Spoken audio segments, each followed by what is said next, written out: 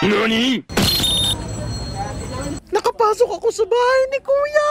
Hello Philippines and hello world! Wow. Yes, totoo, nakapasok ako sa bahay ni Kuya. Oo, hindi yan replika ng PBB house. Totoong bahay ni Kuya yan at pinapasok tayo para sa nalalapit na pagbubukas ng pinakasikat na bahay sa bansa. Ang Pinoy Big Brother, Gen 11. Wow, host. Very quick vlog lang to para ipasilip sa inyo ang loob ng bahay ni Kuya. O, scroll nyo muna sa una kasi makikita nyo doon ang storage room, girls bedroom, confession room, hallway at ang kanilang task room. And yes, yan na yung itsura ng living room area. Syempre kasama ko dyan yung tatay ko si Derek Loren. Hindi ko alam kung naglalambing o nagtatampo na yan sa akin si Derek. Promise Derek, babawi ako sa'yo, promise. And syempre makukumpleto ba ang pagpasok natin sa bahay ni Kuya kung wala ang ating mga host? Ako nagmamanifest talaga ako na magiging host ako ng PBB someday. Ayan pala ang aking mga aswang na friends. Red Queen Andy, Coach Abby, and Nikki Morena. Ayan na!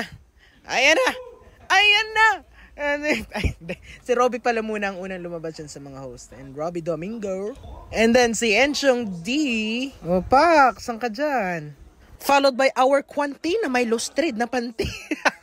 Our Memshi Melay. Naku, ginoo ko. Sige, go katawan niya, promise.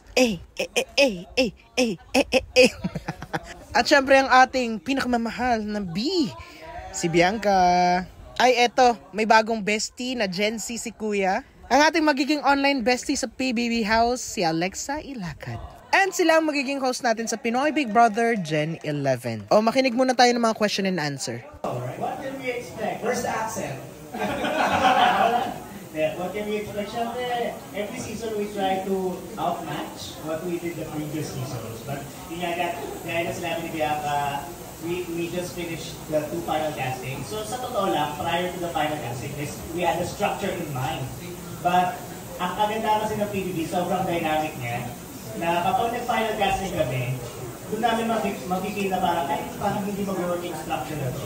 So ngayon, we're in the process of revisiting the original structure and tweaking it para mas umayon dun sa nakilala namin the last 2 days. So very happy. We had a very challenging 2 days. Kasi sobrang hirap, just to choose the top 20 was already very challenging.